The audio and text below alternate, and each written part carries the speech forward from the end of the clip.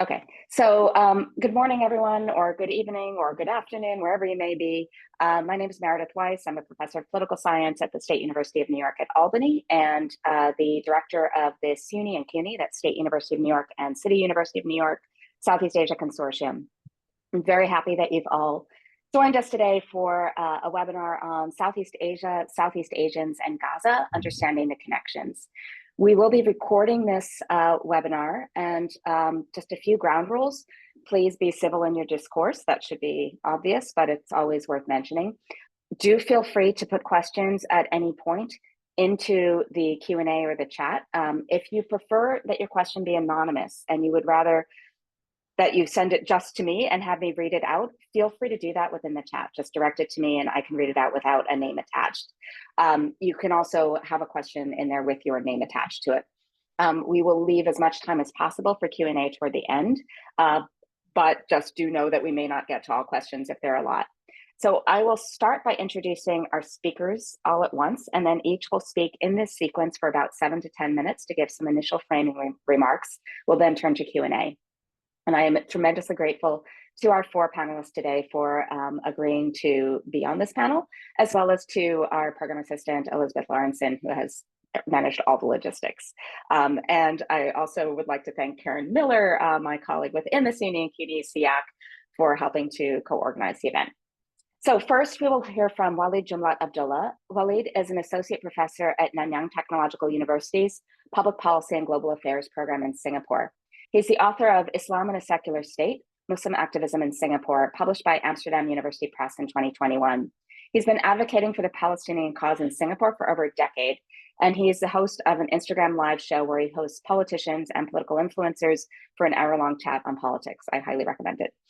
Since October 2023, he's done more than 10 episodes with various guests discussing Palestine and what it means for Singapore. And he doesn't mention it in his bio, but if you're looking for it, it's Titanic with Walid.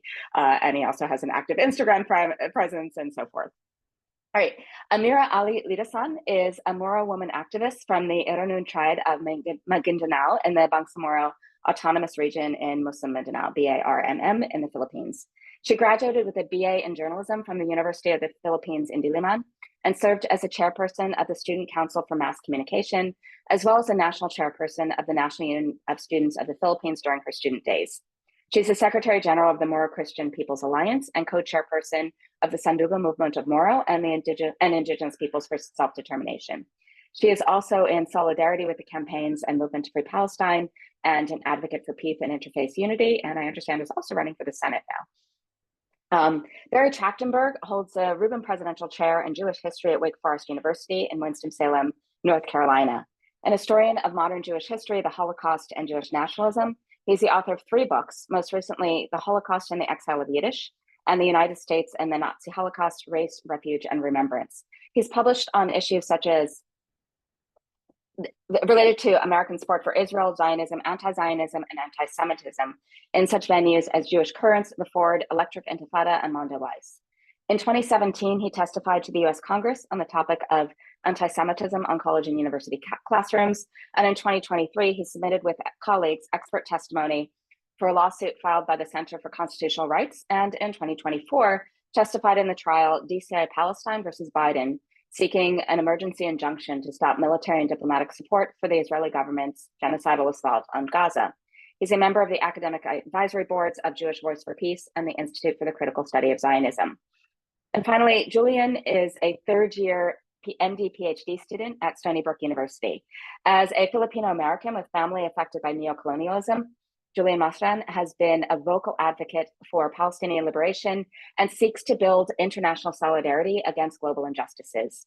Over the past year, Julian has helped to establish the first National Medical Students for Justice in Palestine, NSJP, and the first anti-imperialist coalition of graduate students at Stony Brook. So thanks to all of our wonderful speakers for joining us, and we'll, without further ado, turn to Walid.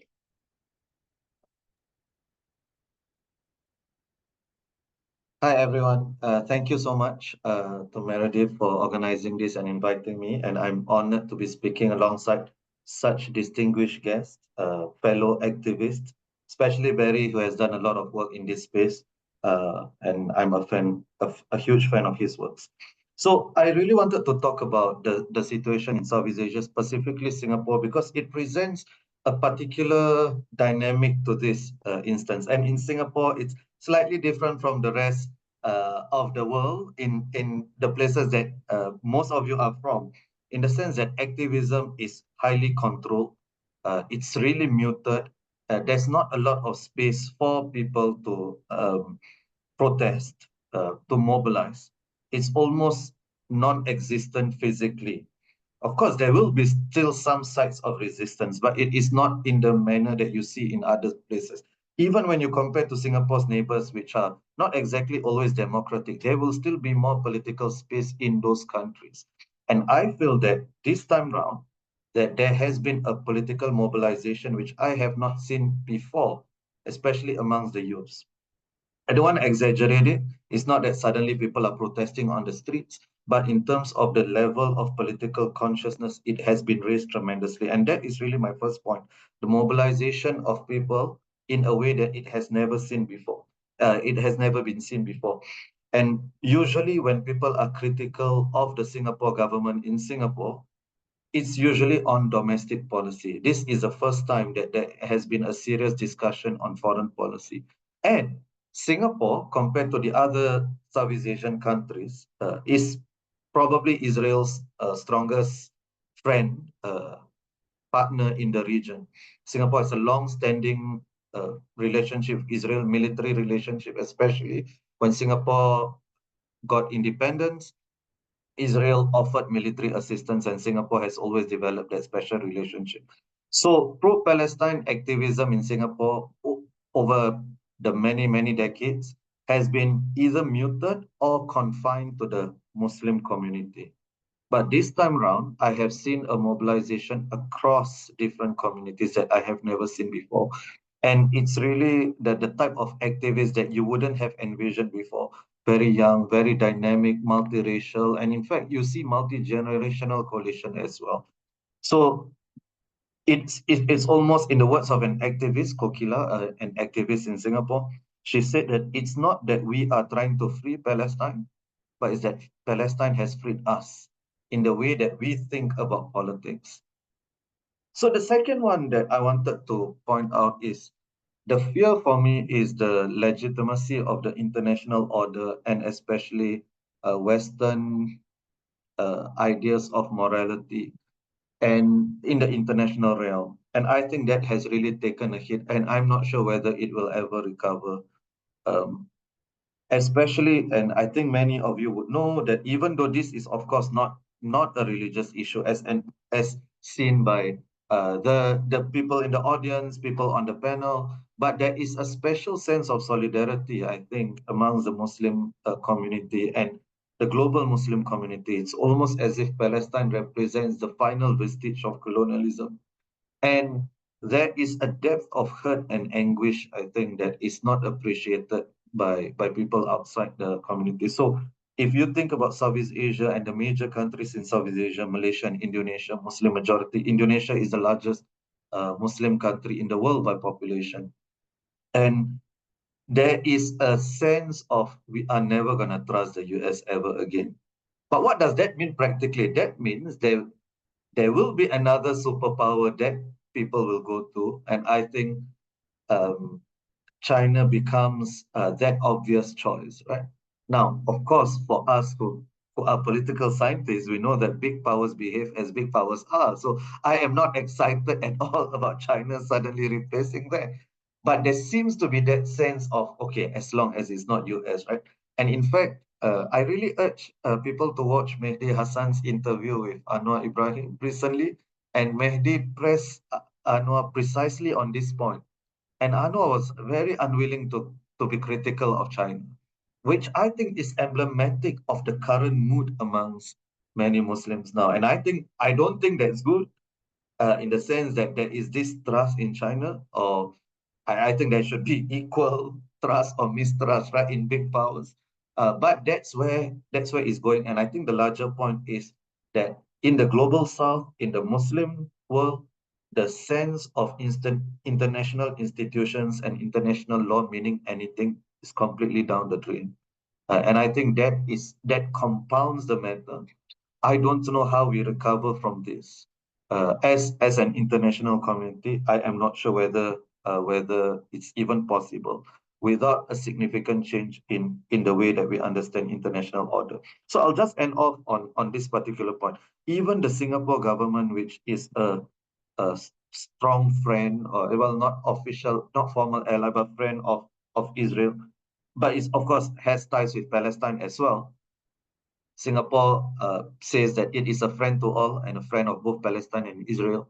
Even the Singapore government has actually moved because the ground has moved. So not completely, not in the sense that Singapore has cut off ties with Israel, that's not going to happen, but Singapore has participated in an airdrop in Gaza, which is only possible because Singapore has ties with Israel. Singapore has voted for a Palestinian state at the UN General Assembly, and according to Professor Tomiko, this is the first time the Singapore government has actually uh, issued strong statements against the Israeli regime and even Prime Minister Netanyahu. So these are definitely movements that have happened, and it reflects movements on the ground. So the activism, well, of course, people want to see more, but the activism has worked, and I think that is perhaps the optimistic way we should be thinking about it. Activism is hard; it's a long drawn process, but eventually, hopefully, it will bear some fruit. Thank you very much. Okay, thanks, Walid. Now we will move to Amira.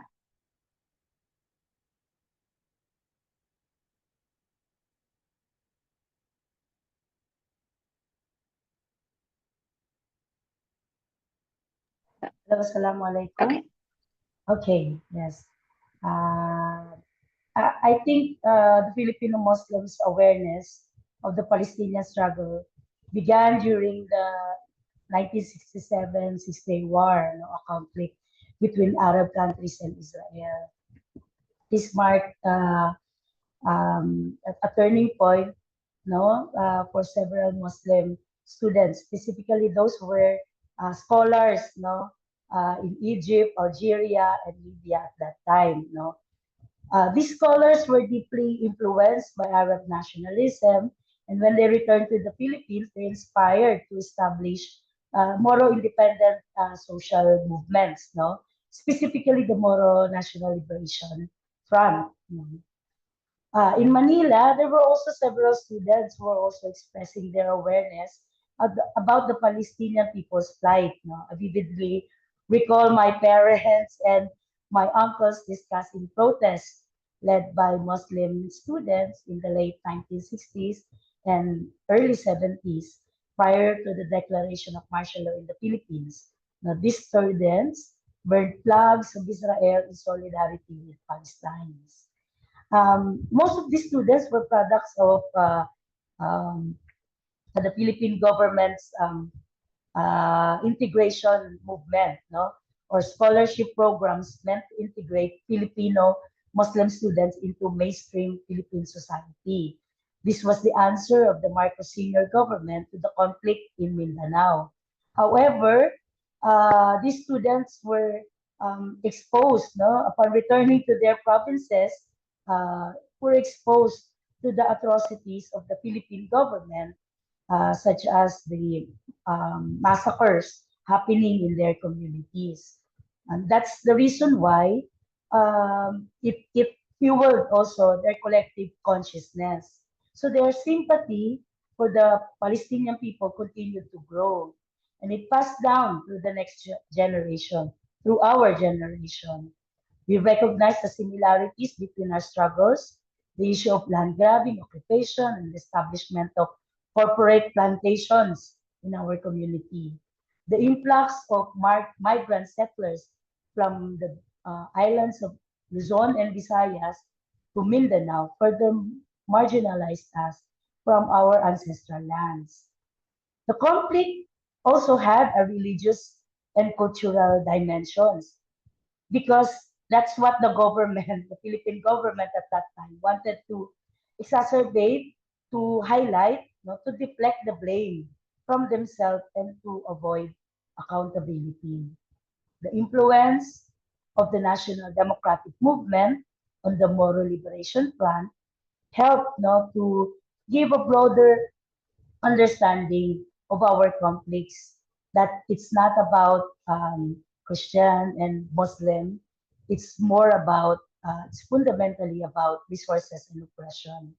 This understanding fostered interfaith movements that sought solidarity among different groups. And I was born into those kinds of movements. Since the 80s, activists, mostly the left, have played a crucial role in raising awareness about Palestine. The recognition of the Palestinian Liberation Organization, Yasser Arafat, and the Intifada has become integral to the liberation narratives of oppressed peoples here in the Philippines. But in the age of digital information, live reports have awakened the current generation to these issues. They quickly understood the significance of events such as the October 7 Al-Aqsa flood and empathized with the Palestinian people. Their participation in rallies increased significantly, especially during the massive demonstrations on October and November last year in Manila, in the Islamic city of Marawi, in the provinces of the autonomous region in Mindanao, and my home province in Maguindanao. Um, it was also through the Bagong Alyansang Makabayan and the International League of People's Struggles, an anti-imperialist group of people's organization, which led a series of rallies in Manila, specifically uh, in Israeli and US embassies. This series of rallies resulted to a massive rally at the US Embassy on November 25 last year. This was participated by several youth and students. And um, one particular protest also came from the people of Cotabato City in Maguindanao and the people of Marawi City. Specifically, the people of Marawi City can particularly relate to the Palestinian struggle, having experienced a recent um, um, military attack in their community in 2017. There was a 5-month bombardment of military siege in 2017 by the Philippine forces aimed at eliminating ISIS and other groups that sieged the city in May 2017. They see clear parallels between their situation and that of the Palestinian people, such as the displacement of people with no reassurance of coming back to their community, the destruction of their community, death and carnage. There was even an attempt to come back um, to Marawi City in 2018. In time also when the Palestinian people called for a campaign for a right to return. So that's how the people of Marawi, Maguindanao, and the Moro people in Mindanao see their parallel situations with the Palestinian people. As for the organizations coming from the National Democratic movements, they helped a lot in explaining the situation, specifically, as what Walida said, to explain to the Filipino people, to the majority, about the failure of an independent foreign policy of the Philippine government. Both the Duterte and the Marcos, the current government, both have pledged their both have pledged their support to Netanyahu because of the not just the economic ties, but more with the military ties. Israel is one of the suppliers of military armaments in the Philippines, and because of its it is the close ally of U.S. in the Middle East. Philippines is bound to unite with Israel because of that. And the Philippine government also owes it some of its economic ties also, especially about large plantations in Mindanao. Some of them were in Mindanao. So that also strengthened the ties, with this government. So that's how close the ties of Israel and the Philippines. And what binds them is also their foreign policy that says they have to be allies with the U.S. We also had also organized rallies and other intercultural activities with the Gazan refugees who arrived in the Philippines in first week of November, first week of November. These are Gazans who married Filipino women and were repatriated by the Philippine government, but were neglected and not assisted in rebuilding their lives in the Philippines. We formed the Philippine Palestine Solidarity Network as a channel for solidarity and support for the refugees. So in conclusion, our awareness, our sympathy, with the Palestinian people, among the Filipino Muslims, is deeply rooted in our history and our struggles. It is shaped by our shared experiences of oppression, cultural identity, and I suppose religious identity also, and solidarity movements. And as we continue to raise our voices in support of Palestine, we reaffirm also our commitment to justice and liberation for all of the oppressed peoples of the world. So thank you very much, and assalamu alaikum to all of you. Thank you so much, Amira. We now turn to Barry Trachtenberg. Thank you. Have to admit, I feel a bit out of place here because I'm not a Southeast Asianist, but I'm really quite honored to be invited to this panel and to appear alongside such esteemed colleagues. So I'll talk a little bit about what we've seen on college campuses in particular over the last year.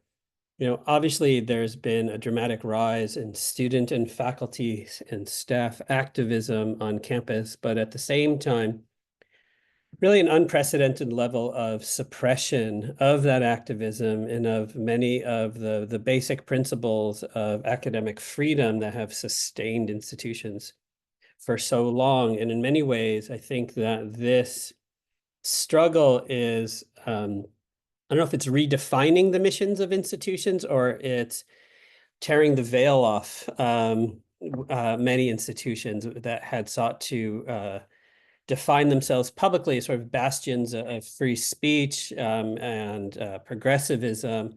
And we're seeing that this Palestinian exception is really forcing intense debates on our campuses. And I think showing many of these places for what they are rather than for how they may present themselves more broadly to the world.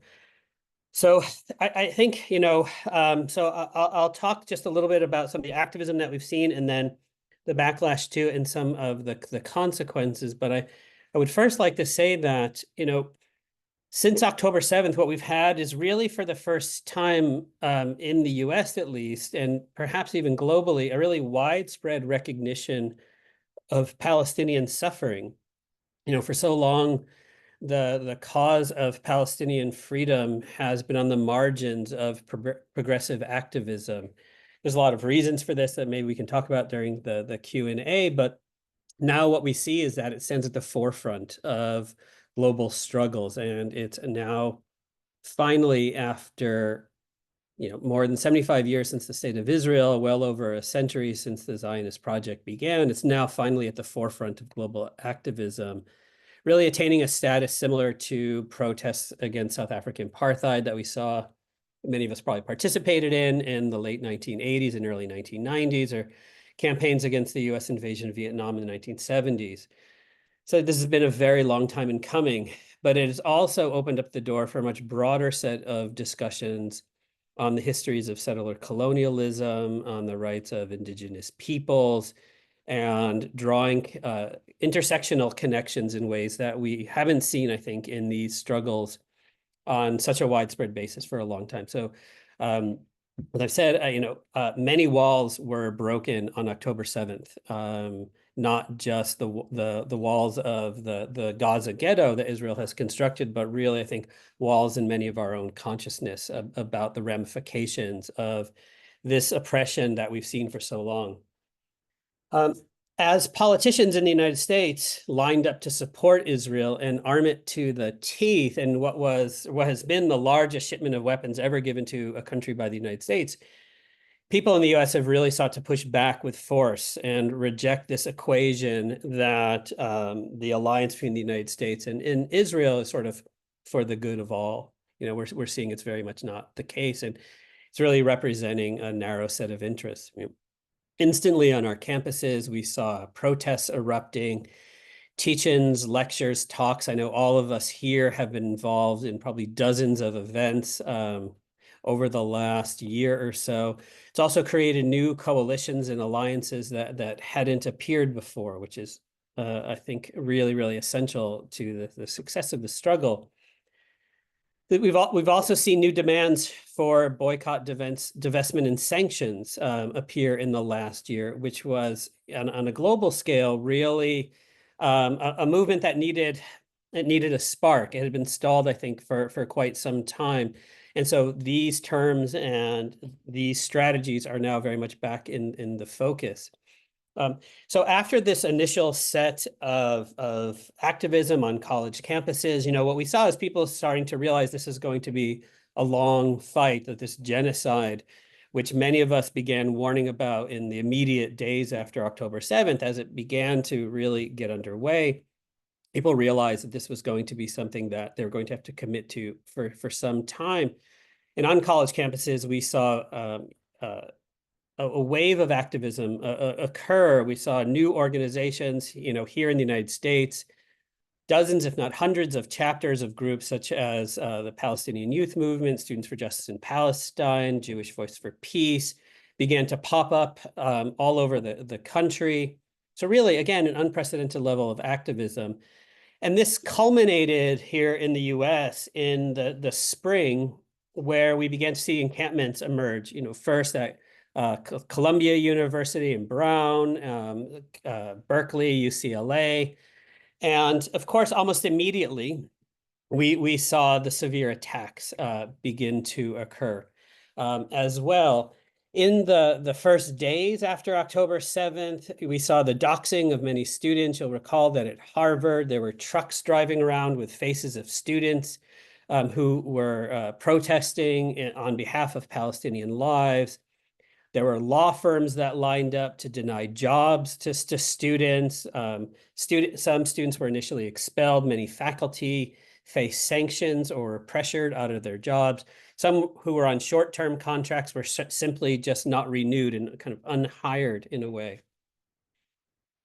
What was terrifying, I think, for many of us was that the extreme level of policing of so much of the activism that occurred on our campuses, especially around the encampments themselves. The militarized policing that has been occurring in the United States, which we saw very clearly in 2014, and that we saw during the Black Lives Matter protests, made their way to college campuses in many ways for the first time, where we saw enormous amounts of armed troops coming onto college campuses, often giving a free hand to violent Zionist mobs, which, attack students at UCLA, at Columbia, and other places. That this very profound response by the police, really at the behest of universities, has very much sort of shifted the possibilities for free speech on our campus and made our campuses no longer a safe place for dialogue and for protest, but for many students, a very dangerous place to engage in that kind of activism. And I think, students are very much still trying to figure out how to respond to that. At my own university, which is kind of a small, sleepy liberal arts school, there was an encampment that popped up in the first days of May, right during finals. And the encampment, I think, had 6 tents maybe to it. And in response, after the students had negotiated with the university, many faculty sought to help facilitate. There was, to my mind, a very clear, easy path towards de-escalation of this. And in response, the university at 4 in the morning, 5 in the morning, sent in more than 24 armed police officers, with large police vehicles, drones overhead, and shut down this encampment, which at that point had about 8, maybe 10 students there. Utterly unnecessary. And this, of course, was following a playbook that had been set at other universities around the campus. So much of this, of course, was done in the name of protecting the safety of the Jewish student populations on campus, ignoring the fact that many Jewish students were part of the protests and many Jewish faculty were also part of the protest. But the university administrators really bought into the line that pro-Israel organizations were pushing upon them, that student safety was at risk and that Jewish students were at risk. And there's an inherent anti-Semitism that was baked into these protests. And the reality is that anti-Semitism was very much on the margins of these protests. Not to say it was not present within them, but by and large, the criticism was directed at Zionists. It was directed at the state of Israel. It was directed at the United States for its support. It was not directed at Jews for the sake of being Jewish. Missing, I think, in many of these conversations is a recognition that what allowed the universities to engage in such a quick response is that for decades, pro-Israel organizations in the United States have been working on college campuses to influence administrators' understanding of the larger conflicts. They have set up legal challenges for decades against students who are organizing on behalf of Palestinian freedom. These pro-Israel organizations have the ears of politicians, of school administrators, of Title IX offices, which are there to supposedly protect the civil rights of students on campuses. They have teams of lawyers who are armed and ready to attack students and faculty and to pressure colleges into taking action. And I think as we are now past the 1-year anniversary of October 7th, we should really use this moment to stop and reflect, I think, and be chastened a little bit and recognize that we need to build up a similar institutional apparatus. Right now here in the United States, we have very few organizations who can mobilize very, very quickly people to do, public relations, to present legal challenges, to provide advice, to help fund these protests that are happening. We have a few organizations that are doing heroic work. I'll just give a quick shout out to Palestine Legal, who's really at the forefront of this. But of course, they're one organization and they're completely overwhelmed. And I think when we get on the other side of this crisis, that we really need to begin the work of building up this strong institutional basis. So I think what I'll just kind of conclude on is that what we've seen is that universities have shown themselves to be incredibly vulnerable to pressure from pro-Israel organizations. And this is a consequence, I think, of the systematic privatization of our universities here in the United States, where they're dependent on outside money, where they've been starved for government support. And so they have to respond to whatever financial pressures are placed upon them. And it's come to such a head that universities are willing, like my own university, to relinquish the principles of academic freedom in order to protect the interests of this foreign government, which has only, unfortunately, hasn't provided the safety that it has promised to Jewish students, but only increased the level of violence, in the United States and in many ways around the world. But I'll say that I do have some hope, for moving forward. I think what we've seen is that there's a new generation of activists who recognize the need to put Palestine at the center of world attention, who are willing to criticize the Zionist project and to see it as part of a larger history of settler colonialism, who are not afraid to talk about genocide as genocide, to talk about Palestinians as human beings deserving of the same equal rights as other people. And there's also a new generation of younger Jews in the United States who simply cannot square Israeli violence with their Jewish beliefs in justice and freedom. And I think finally, we just have to keep asserting over and over that our work is to redefine this struggle away from one of Jew versus Arab or Israeli versus Palestinian, and towards one that is a struggle between those for whom the tactics of genocide, apartheid, and ethnic cleansing are acceptable, and for the rest of us for whom it is utterly intolerable. And I think the more that we can define the struggle along those terms, we can recognize the bonds of solidarity that exist between us and recognize that is only by working together and not making an exception of the Palestinian case that we can really work towards the cause of global freedom. Thank you. Thanks. And on that note, we turn to Julian. Hi, everyone. Can everyone hear me okay? Cool, okay. I just got a new webcam, so I want to make sure like the mic and everything's working. First, I just want to say thank you to everyone for attending this event and to thank the organizers for putting together such an incredible panel of speakers. I feel like the past year, I've like really come to appreciate like these conversations that transcend borders and how they can be such a meaningful form of protest, because I think the continuation of global injustice depends on silos. It depends on us being ignorant of the ways our histories are intertwined. And so I'm really excited to be a part of this dialogue and to learn more about our roles as fighters for Palestinian and more generally global liberation.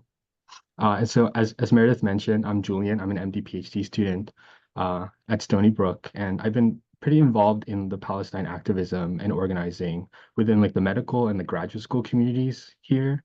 And today I want to talk about why I became involved in student activism. And I want to do that by sharing a bit about my awakening to the enduring systems and practices of colonialism that are embedded within medicine.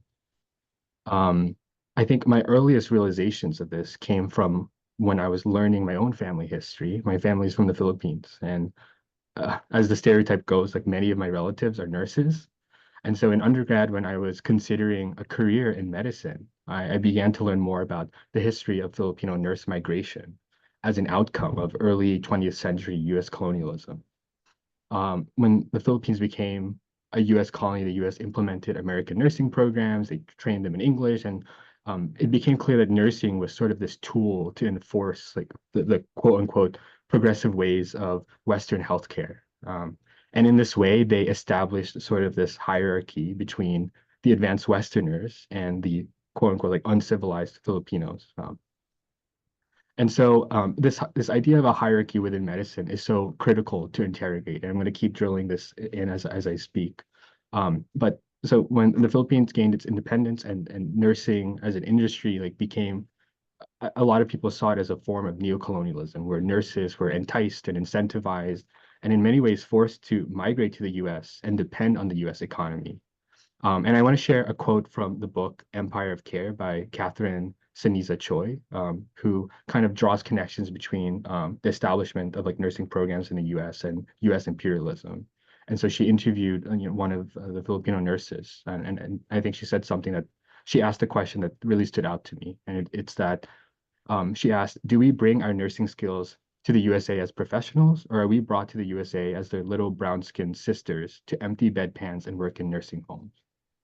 And I feel like this quote encapsulates how the US continues to exploit and extract resources from the Philippines in the form of nursing labor and in many other ways, but in this instance, nursing labor, even after the Philippines was no longer a colony.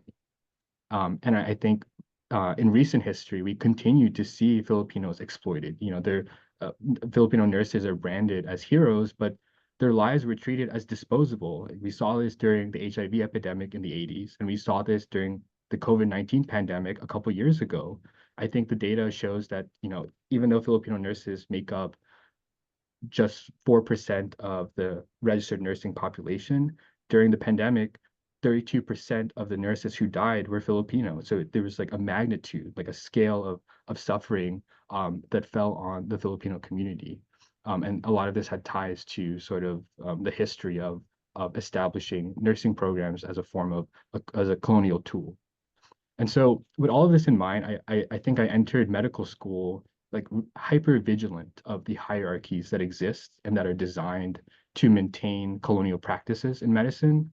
And this became so apparent, especially after October 7th, where any attempt at talking about the history of settler colonialism in Palestine and drawing connections with the Philippines or other nations were completely shut down. Our deans told us that physicians had to remain neutral and civil and apolitical, and a lot of our activism was threatened with professionalism points and student conduct hearings.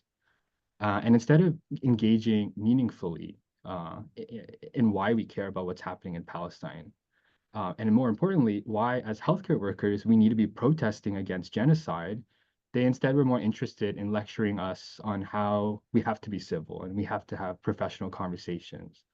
And I think people who challenged that were fired. Like we saw a series of firings of doctors and nurses and other healthcare workers, and fellow medical students were expelled or suspended or faced like severe like disciplinary action for trying to resist these dominant narratives in healthcare.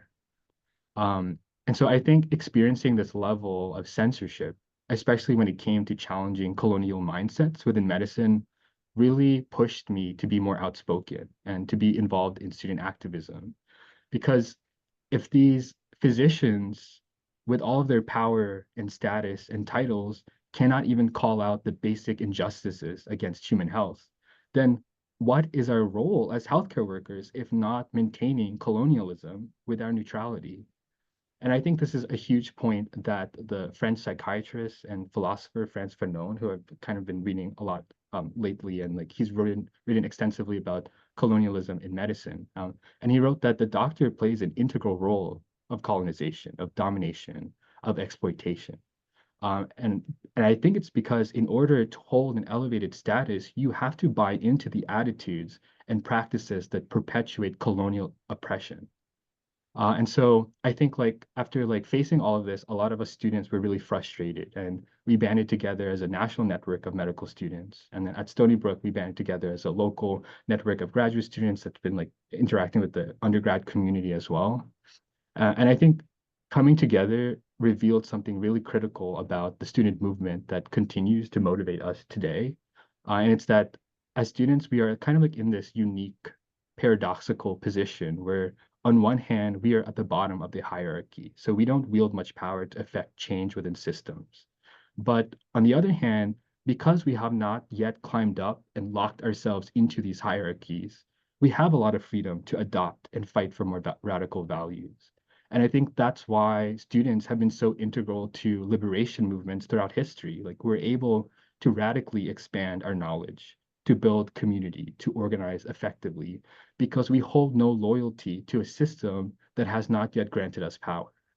And so I'll end with this. I think like in recent months, I've really been appreciative of all the brave students and communities who have been so important to this fight for liberation.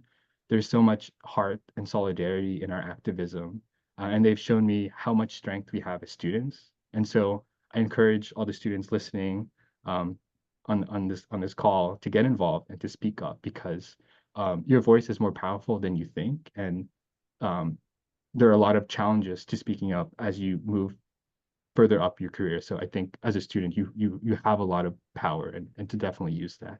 So thank you everyone for inviting me here today, and I'm excited to continue this dialogue. Thank you so much. All right, I am going to put all our speakers in the spotlight, if I can do this effectively. Okay.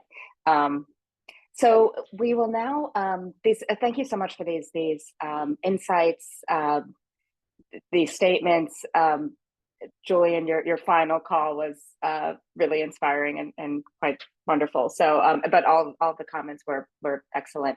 So for those of you here, feel free to put comments in the chat or in the Q&A. If you came late, just know that if you prefer to have me read out your question or comment anonymously, feel free to direct it specifically to me, and I'll do so. Please keep your discourse civil, obviously, and I will, as much as possible, we'll get to as many of the questions as we can. We have about 45 minutes to do so. If you have a question for a specific person, feel free to specify that. Also, comments are welcome, especially for those of you on the Zoom who are students yourselves who may have participated. We'd love to hear of your own thoughts on that experience or what motivated you to engage and so forth. So I will kick things off though with, I have a few questions, but the one that I'll open up to anyone really would be to think in terms of how the framing of protest has changed this time versus other times. So for instance, Waleed, you mentioned the fact that it's previously been, specifically Muslim Singaporeans, but not others who have been engaged. Barry also talked about the ways in which these things have shifted. Julian, you talked so movingly about the connections between neocolonial hierarchies within healthcare and how those, you can see a way to bridge the jargon for this would be frame bridging, to connect that experience and that knowledge with these other causes. But why, I'm trying to highlight why the Palestinian cause, which is not a new one, is sadly is gaining so much more resonance and traction, and is able to build those connections across communities now in ways that haven't been possible, it seems, before. So any of you who'd like to speak, please feel free. Yeah, so if I could go first, I think one of the main reasons, perhaps the main reason this time, is the Palestinians got to tell their own stories, and their usage of Instagram really broke the barriers of mainstream media. I think that is honestly and honestly, in Singapore, you grow up, most people don't really know about Palestine, and there is a natural affinity with Israel actually because of the similar nature of the countries in a lot of people's psyches. So when they saw these images, they just got a shock. And I've spoken to more than dozens of young Singaporeans who say, I never knew that this was ongoing. I always thought Israel was our kindred spirit. And that was important. And I think just to show how, mainstream media is still, it's still pushing a narrative that is unacceptable, both in Singapore but also in the States. I'm sure many of you saw the CBS interview of Ta-Nehisi Coates, and the way he started that interview was, oh, this could have fit in the backpack of an extremist, and that really encapsulates what people perceive Palestinians to be. It's either these extremists are causing problem, or these Arabs in this. They sort of deserve this, something along the lines of what Edward Said said. I think the Palestinians telling their own stories penetrated those biases. Other thoughts on the other panels? Yeah, I definitely agree with with what Lead was saying. I think like technology and social media has really helped amplify voices of oppressed people. And I think say what you want about TikTok and Instagram, but I feel like the what we are physically seeing on screens, the violence, the genocide, documented from firsthand experiences, stand in such contrast to how the media is portraying what's happening. And I think what social media has allowed, this raw firsthand experience has allowed, is that we're forced to more critically reflect on the media we consume. And because of this, I feel like a lot of us have seen sort of what we're seeing on like TikTok and Instagram, and the difference between what's being portrayed in the media. And a lot of us have started to do our own research and to read more and to like listen to firsthand experiences. And so I think a lot of us are more educated now about global conflicts and are able to connect our own experiences, or even just, I mean, like I've done a lot of like learning on like my own history. And I feel like a lot of that has helped invigorate interest in student protest and protest around the globe. Yes. I would also like to point out that had it not been for the social movements, that learned constituents, it's really difficult for some of the students to understand. They would, it's an array of information on Instagram, on the digital world. So it's very difficult which to believe. But these students, when they go back to their universities, and they have organizations there, and they have professors like Sir Barry here, who's who could help, navigate um, the informations. So I think that helped a lot. That you have a society which is a very active organizations, progressive professors, progressive parents who also were able to join previous decades long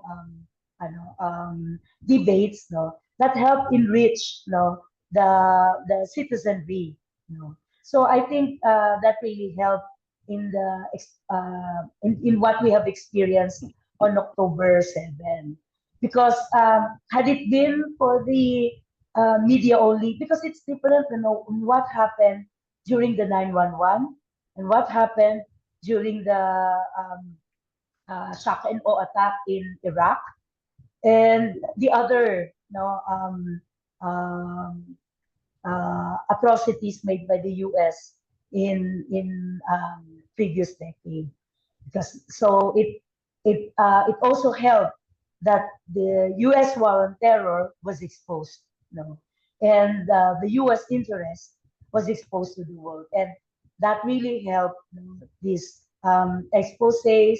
Even the wiki leaks, also helped in explaining to the world. There are so many books now that explains what the U.S. Foreign policies has done to these countries, to our countries, and what even Obama was exposed during the Middle East, his involvement in the bombing of Yemen, in the drone wars.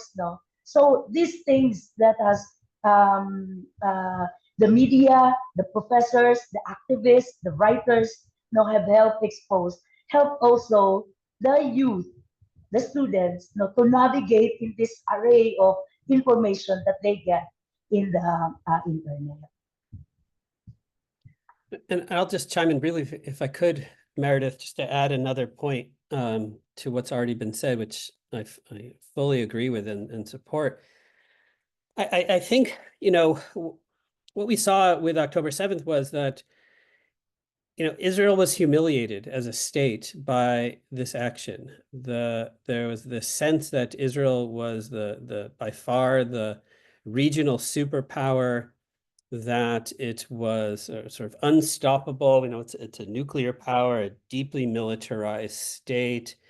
It had decades and decades of systems of confinement and containment over Palestinian movement and lives and activity. And it was seen as insurmountable and undefeatable. And what we saw on October 7th was a relatively small group of about 3,000 fighters using fairly low tech tools, hand-built gliders, small weaponry, burst through, destroy the Gaza Brigade, which is one of Israel's strongest military units, and absolutely humiliate the country. This is not to excuse the killing of civilians by any means, which I don't agree with. But Israel was taken by surprise and humiliated as a country, and it really sort of burst this bubble of Israel that so many had. And so what we saw was the response by Israel to contend with this humiliation was to immediately move to a genocidal campaign.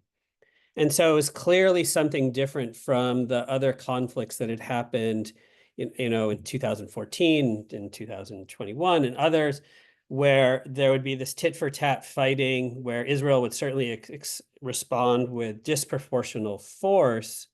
But now it's of such a magnitude that, people of conscience couldn't bear it, and what we saw was that so many of the strategies that Israel has sought to use to try to contain the debate around criticism of the state just no longer held any water, right? This notion that to criticize Israel is inherently anti-Semitic, that Israel exists for the safety of Jews everywhere in the world, and I can go on and on. People recognize that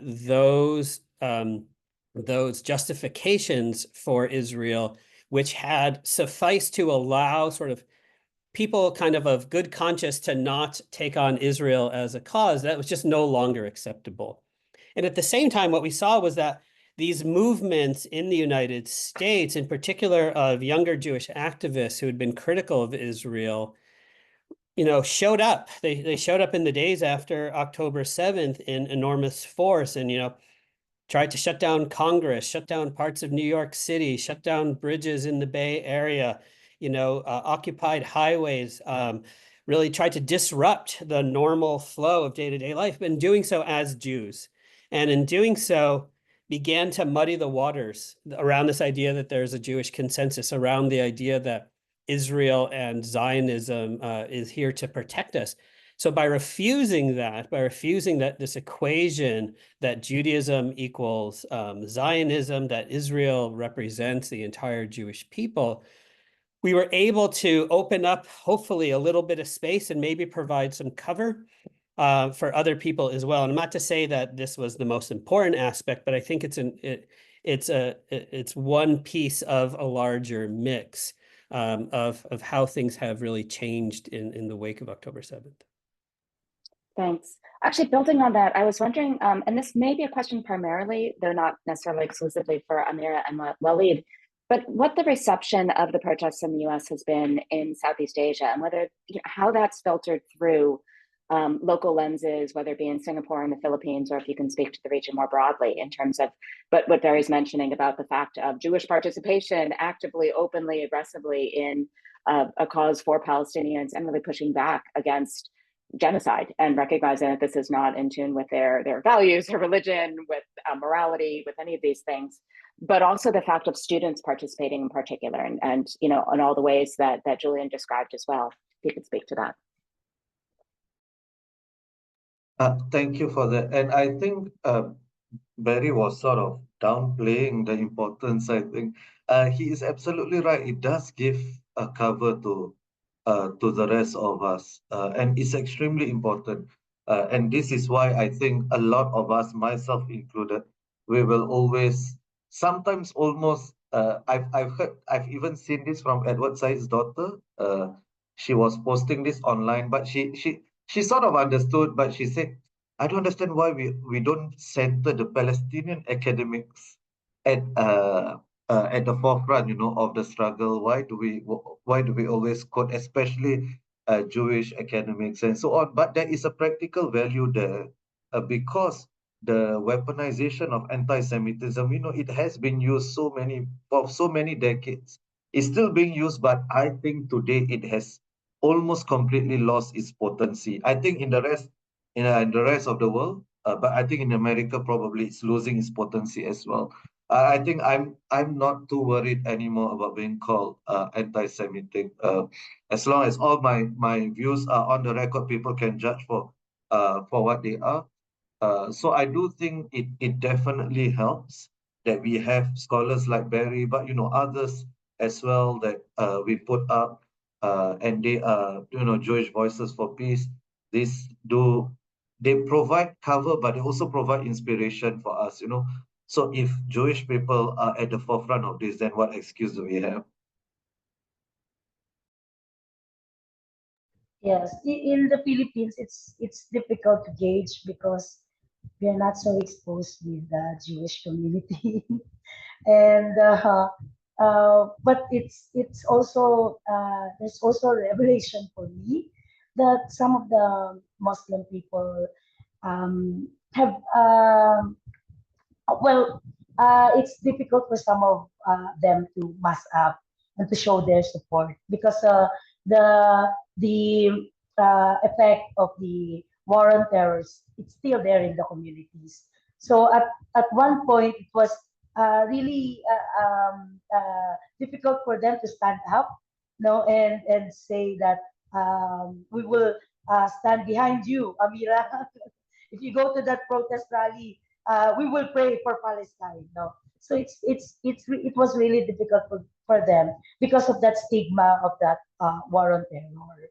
No, and then third, you have a government that still using the war on terror narratives towards the Muslim peoples here in the Philippines. So that has been difficult. But I guess for the academy and for the students, no, uh, Noam Chomsky helped a lot. Ever since the 911, no, he has helped, no, and I think the left organizations there in the U.S. and here in the Philippines help a lot in distributing uh, his books and then introducing us to, am I saying this right?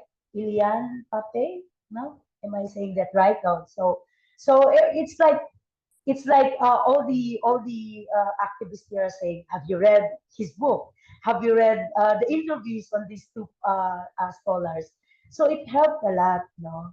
That it guided some of us, no, to listen, to know that there are Jews who express these kinds of similar ideas that we have with us.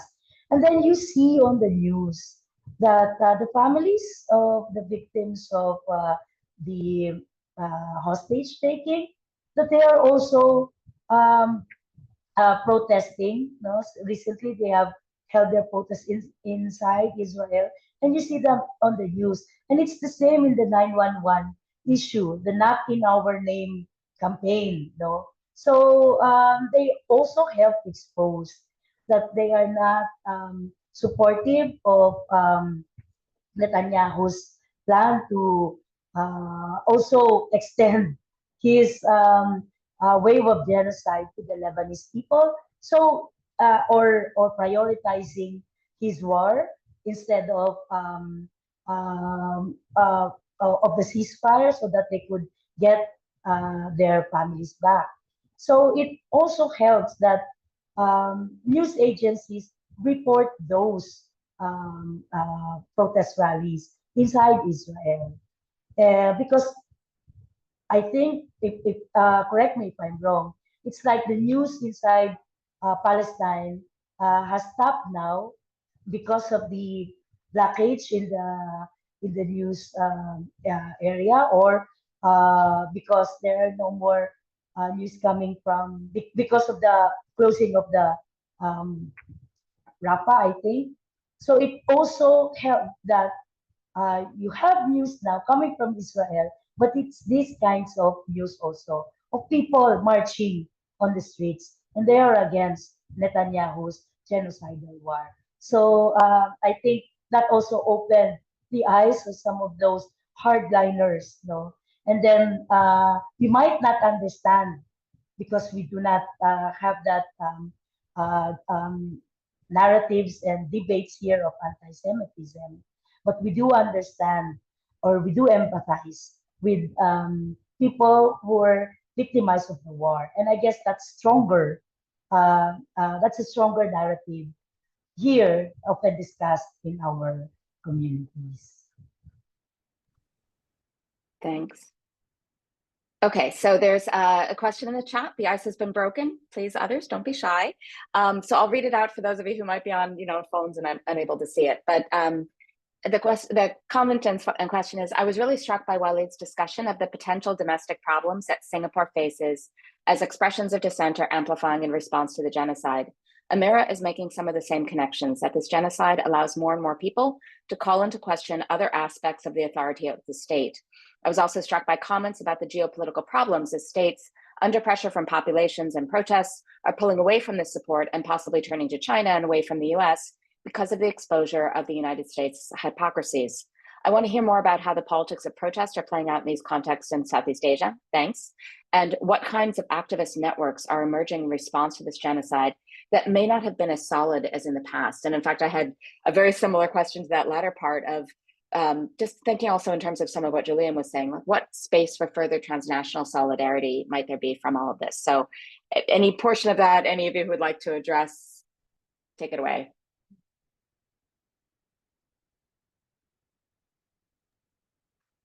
Oh, okay. So I think the transnational activism hasn't been that pronounced this time on this particular issue, because ultimately domestic politics would determine the level of transnational activism needed. So in Malaysia, Indonesia, and Brunei, the Muslim majority countries, the governments are already extremely pro-Palestine, quite anti-Israel. So there is no need for activists to really develop solidarity across the borders. In Singapore, activists are very well aware that there are strict laws, and also not only formal laws, but informally also, activism across borders is actually extremely frowned upon. So there are laws against it as well, foreign interference and so on. So activists are very aware of this, and I am very aware of this. So we are careful to ensure that our efforts are not undermined legally or otherwise through some law that we are unaware of, or some loophole, whatever it is. So, and the fact that our domestic activism has been bearing fruit, no matter how little, it also further reduces the need for this.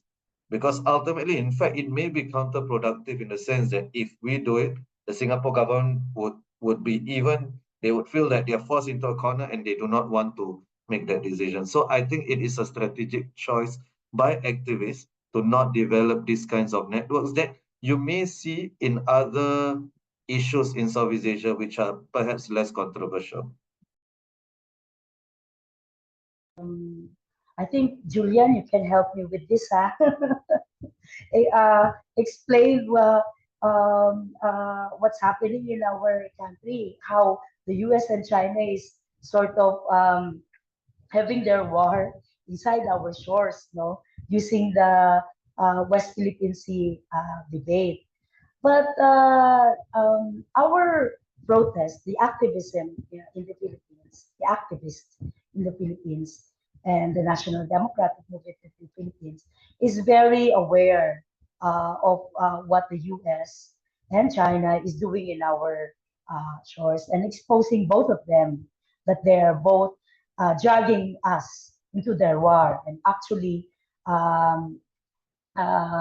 they have been using our shores, the coastal lines, and even inside our country as their staging point for the war. So we both expose them. We both say that we shouldn't drag us into the war. The Philippines, because its foreign policies to seek support from the US, is allowing the military sites in the Philippines, presenting most of the Philippine lands, even indigenous people's lands, for the taking. Most of these are facing towards China and the West Philippine Sea. And then China is already also there. Their military boats are in the shore. So we're sandwiched between them. But the activists are saying, no, our activism should be for the Filipino people. I feel what Walid is saying. It's difficult that you would put your activism or your protest against only one country. You have to expose both of them. That the foreign policy of the government should be independent, should be on the interest of the Filipino people. And we should expose these kinds of intergalactic war or uh, China and US interest, in our country. So it's not um, making us turn towards China because we also expose China as how do you call that? Also taking away our independence and also taking away our sovereignty by what they are doing in the West Philippine Sea, not respecting our boundaries. But we don't also want the kind of like the xenophobia that the Philippine government is espousing against the Chinese people. No, I think it started during COVID, and until now it's being uh, fused into different issues already. So even the issue of the West Philippine Sea, it's not about the Chinese government only, but even it's even about the Chinese people living in the Philippines. So I think that's we have to expose also that and stick to the narrative about an independent foreign policy and stick to the narrative that the democratic interests of the people should include the respect of the people living here, but not the people who would drag us into war or governments that would drag us into their geopolitical interest in Southeast Asia. Julian, you want to help espouse it? No, I think you did such a great. That was like my understanding as well. I feel like I really like what you said about like um kind of how US's and in many ways China's like militaristic interests decenter the voices of people in the land that they're trying to fight over. And I think, I can only share from like the US's perspective, but I think the US invests a lot of money on propaganda and shaping people, shaping people's perception of their enemies abroad. So they export this propaganda to the Philippines, and like what you were saying about xenophobia is that a lot of Filipinos are adopting this, and this was especially rampant during COVID when they saw a perfect opportunity to pit a global pandemic on China, when a lot of it was like the West's failures to take seriously a pandemic that many health experts around the world were warning us of. And so I feel like um, I think when militarism is the focus of a lot of these nations, um, the it decenters and disempowers the indigenous people in the land, and they end up just getting absorbed into the more dominant country. And so in this case, like the US has like such a strong chokehold on the Philippines because they have established military bases. They have a long history of, they've been establishing this since like the late 1800s when they started colonizing the Philippines. So yeah, I really like what you said. I did want to comment on the kind of like the student groups that kind of have emerged recently. I feel like I'm always so impressed. Like every time I go, like to like protest or like go on social media, like I'm learning of like new like coalitions and like groups that have emerged in support of Palestinian activism. Like I, like people are able to draw connections between whatever they're passionate about. Like there's like K-pop like stands who like have like found like connections between Korea and like their consumption of like international media and why that makes them passionate about what's happening in Palestine. And I think like within the medical community, Palestinian activism was pretty much non-existent. Like very few schools had SJPs. Like at Stony Brook, we didn't have any, and like the undergraduate SJP was banned in 2018. So a lot of the infrastructure for activism, especially as it pertains to Palestine, was non-existent. And so because of that, I feel like a lot of the transnational conversations have not ever occurred.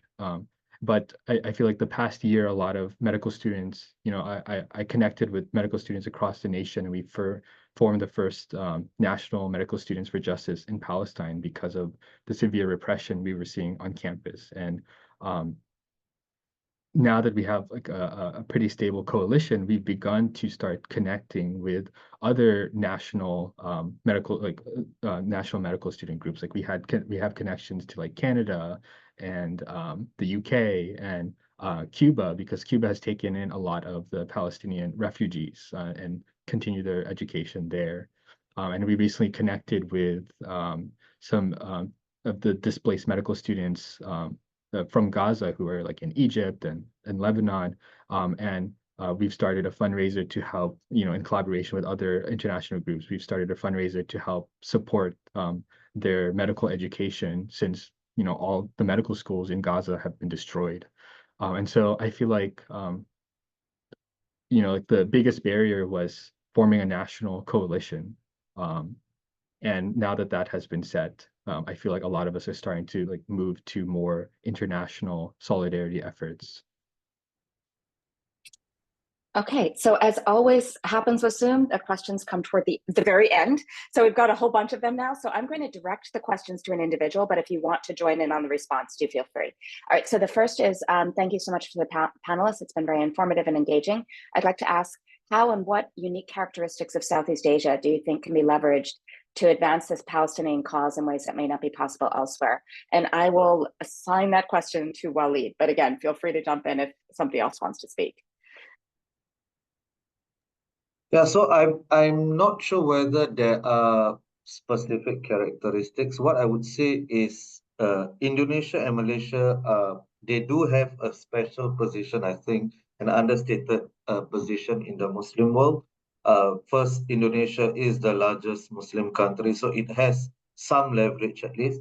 And Malaysia has, in the past, especially I think during Dr. Mahathir's first tenure as Prime Minister, position itself as sort of the leader of the Muslim world, especially on the international stage, partly because he always delivered his anti-Western speeches in English as opposed to the rest of the Muslim leaders. So that could be leveraged on, I suppose. But for Singapore specifically, I mentioned just now the Gaza airdrop. I don't see many countries that could have done that. And that's only possible because Singapore had that relationship with Israel to begin with. So that good relationship with Israel and Jordan facilitated that particular airdrop. Okay, great. Did anyone else want to jump in on that one? Okay. So next we have, I'm curious what goals the activists in the Philippines and Singapore have had specifically. So the goals for those on campus in New York, for example, have often been to disclose financial ties as well as boycott, divest, and sanctions at SUNY and CUNY campuses. So maybe we could start with Amira on this. Yes.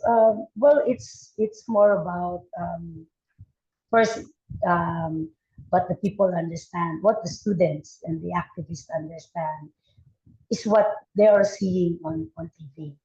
Like what we have said, the carnage, the killings, the bombings. And some of those who can relate because it's happening in their provinces, it's happening in their communities. And we've just had a recent show of area bombardment in Marawi City in 2017, and people, activists have shown, their empathized on these people. And there was a huge activism also during our election time into 2022 of choosing another of showing support to another politician who brings an alternative, supposedly an alternative voice, to the son of a dictator. So it's a reaction also to, it's much more related to the reaction of how our government, our previous leaders, have um, handled the situations in the Philippines and their connection with the US and with Israel, exposing the militarist agenda that helped a lot in exposing. So it's the activism here is more about their sympathy, and their empathy towards the people who are oppressed, and then second is the stand of their governments. It's not about the democratic interest of the people, but of showing support to the U.S. and to the allies of the U.S. Not only in Middle East, but even in the rest of Asia. So that's one of the things that I know that they wanted to expose, and what has been exposed in the year of while we are discussing the narratives about Palestine and the Palestinian liberation. Thanks. Okay, I'm going to go out of sequence on the questions just to maximize the range of voices we're hearing on the panel. So I want to jump to this is Walid's question, which is for Barry, but I'm going to extend it also to Julian, which is that Barry, you talk about the difficulties that academics in the US face for being pro-Palestinian. How do you do it? What have you encountered? But I would also really be interested in hearing from Julian about, especially since there are undoubtedly students listening, of either, ways of coping with or dealing with the pushback that one gets, and what gives you the fortitude to do that. So Barry and then Julian. Thank you, Wally, for your question. So many faculty around the country are facing a lot of repression and pushbacks for their activism. There's the case, for example, of Maura Finkelstein, who right now, who in Pennsylvania has lost her job simply for a tweet that she made. There's many professors. Someone at my institution was pressured to resign after a tweet she made right after October 7th. It's really, really a challenge right now because of the insistence of Zionist groups and organizations that Zionism equals Judaism, and so therefore to make any critique at all of Israel lends one to be anti-Semitic, and then becomes an easy excuse for institutions to fire or sanction faculty rather than take on the wrath of pro-Israel supporters, right? We saw this with the congressional hearings where, 3 university presidents were called to task, all of whom, said they were Zionist supporters of Israel, but they didn't do enough, right, in the eyes of the Republican Congress to suppress this. So it's really hard. It's really hard, and I think we have to walk fine lines, and I think it becomes more incumbent upon those of us who work in the field of Jewish studies, who work in the field of Holocaust studies, anti-Semitism studies, to be constantly putting ourselves out there to try to normalize speech that many people are trying to prevent. I think we have to be smart about it. I think we have to be strategic about it. I think we have to stay off Twitter, or avoid getting into these kind of Twitter wars, and stop, as some have said, shooting from the lip. But really try to be intentional about what we say, to document what we say. I don't think we have to pander. I don't think we have to deny Palestinians their right to resist, which is enshrined in international law. But at the same time, I do think we have to move kind of strategically and cautiously. So. Yeah, but I'm really interested in hearing from Julian on this too. Yeah. Thank you. Yeah, I really liked what Barry was saying about kind of like trying to find this balance between like being strategic and moving carefully, and like not giving up our values and not pandering. And I feel like this has been such a challenge, especially from like the students, because we don't where a lot of us are very disposable. It's like a lot of students have gotten suspended and expelled, and like that's the end. And so a lot of us have been. I know a lot of people are afraid to speak up. And at least from like my institution, it's been kind of like a cat and mouse game where like we would try to like organize and like do these things, and then our school would change the policy. Like we like, for example, we wanted to set up a table and like raise awareness about what's happening in Palestine, or set up like a bake sale fundraiser. And when we did that, our school suspended all tabling activities, rewrote the rules for fundraisers, rewrote the rules. And so now we can't even fundraise for like, we can't, all the money that we fundraise has to go into to our institution, and they will handle where the money goes to. And we can't fundraise for like, we can't do GoFundMe's, we can't do all of these things. And they're very strict about like how we can use like our institution's names. And I think it's been so frustrating to kind of deal with that, because like we're constantly trying to adapt to these new rules, and these new rules are kind of like filing us down to the smaller box where our activism is very limited. And so a lot of us have sought to kind of engage outside of institutions. But I think in terms of like within the institution, I want to share like what one of my classmates who's been doing a lot of organizing kind of spoke to us about. And she said like we have to kind of like focus on like two things. And one thing is building power, and then the other thing is breaking power. And I think like a huge part of protecting ourselves and ensuring that our activism stays active and viable is to build power. And one of the ways we did this to resist against like Stony Brook's policies, you know, they said that we can't include anything related to Palestine during like a student visit day. And so what my friend did is that she banded with all of the diversity-oriented affinity groups, like the Black Students Association, the Latin American Students Association, and they all came together and signed a letter and said, hey, look, you care about diversity, but you're silencing Palestinian voices. As a Black student, as a Latin American student, as an Asian student, I care about this issue, and we need to have this in our like incoming students' day. And they backed off. They realized that we built enough power by building solidarity and coalitions through exploiting the institution's mission for diversity. And so I think that's like a good example of building power. And then I think breaking power is a little more complicated, but yeah, I think those are some examples.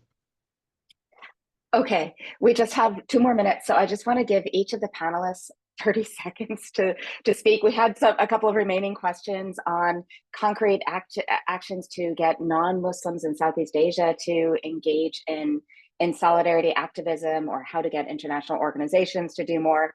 You could address that, or you could just give your final thoughts, but 30 seconds each. We'll go in the same order. So we'll start with Walid. Okay, so thank you. So I think a lot of us, myself included, have been actively trying to engage people from different communities, and the response has been really good as well. So there are many. There's this activist in Singapore. He's a Chinese Christian who does donations. He collects donations, and he is in Lebanon now. He has been in the Middle East for a while. He's a Singaporean. We have other Singaporeans who have raised tens of millions of dollars as a whole, way beyond the Muslim community. And I think what it goes to show is that at the end of the day, no matter what our ideological, political, and religious beliefs are, I think deep down there is a sense of humanity and justice that binds us. And our approach should be to try to appeal to this, even those that we think may not come to our side. We must try to approach and try to convince these people as much as possible. I have seen people who I never thought would be mobilized politically, the most apolitical of people, suddenly posting about Palestine every day. And Meredith knows Singapore very well. She knows that there are a lot of apolitical people in Singapore, and now it's getting fewer and fewer. So that's a positive sign. Thank you. Thanks. Amira? Yes, inshallah, I hope this movement will continue. And then it's a shared experience that we had for a year. And I hope this would continue for the next generation. It's our sort of we will share it for the next generation. I would also like to hope, no, that this would also bring out the creative side of the youth, of the young generation, because I think there were so many songs, so many raps, no, so many K-pops also, popular songs, no, and popular ways, no, that the young generation have given, no, to this, to enrich this movement, to enrich the story, no, and it helped us, especially the generation of before, to reach out to a very big number of the youth now, that has what do you call that? They have the woke generation, no? So they are the woke generation now, and I hope we will continue to be inspired by what they have done this past year. No, their activism has inspired a lot of people and a lot of lives. No, and I hope that they will continue, inshallah. Barry? I'd just like to use my 30 seconds. First of all, I'll say thank you to you all for this, but I also just want to address one of the questions that was posed by Dewey Karta Wati, if I could, regarding sort of the threat that we have of this global conflict, right? So, you know, what we see is with Israel's violence now expanding into Lebanon, into Yemen, perhaps to Iran. You know, your question has to do with what will the United Nations and world powers try to do to stop it, and I'm not sure they're interested in stopping it at the moment. Right. I think they're really quite interested in pushing it further, and I mean, this terrifies me, in pushing it further to try to remake the landscape of the Middle East. And I think the more that we can call attention to this, I think the better. I think it's also important not to lose sight of the Palestinian cause in the midst of all of this, because Israel will constantly use wars against other peoples to further eradicate the Palestinian presence in their own land. But at the same time, I think it becomes incumbent upon all of us to recognize that, as with all these kinds of conflicts, the global powers will use this as a chance to assert their authority and try to remake the territory in their own image, just as what happened in the First World War and the Second World War and decolonial conflicts ever since. So I think we have to really be on guard against this. I'm sorry, it's a very short answer to your question, but I appreciate you raising that. Thank you. Thanks. Julian?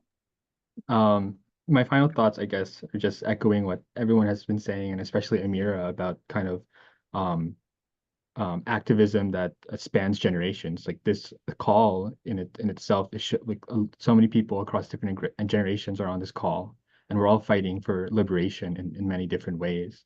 And I feel like, you know, I think activism can be a little demoralizing, because, you know, it can be slow. There's a lot of like pushback. But it's so incredible to see how people are quoting activists from hundreds of years ago, and that we are still continuing to fight. And so I guess I would want to send that, you know, as we are organizing and as we are being active, like focus on having an impact that endures throughout the generations, that what you contribute to today can be what somebody can pick off 100 years from now, and that the fight and the struggle for liberation is going to be a long battle, but we are all connected across the generations, across past and future, and we will liberate the globe. We may not see it in our lifetime. I hope we can, but I think there are a lot of fights, and this span of human generations will band together for that. Wonderful. So thanks to all of you who are listening now, and those who might listen later on the recording, and feel free to share the link once it's out. We'll put it on our website, which is SUNY CUNY Southeast Asia Consortium, or if you Google SUNY CUNY CF, you'll find it. And thanks so very, very much to our panelists today for your efforts to build power and break power. I love that formulation. And for your, thanks Elizabeth, let's put the link in the chat, for your courage in pursuing your principles and for helping others to do so and inspiring others to do so. And I will end by saying we all hope for peace and perspective and for liberation sooner rather than later. So thanks again. Bye, everyone.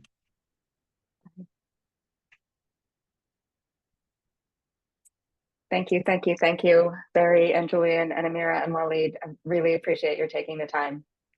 Thank you, Meredith, for organizing this. I'm really Thank grateful. you for organizing.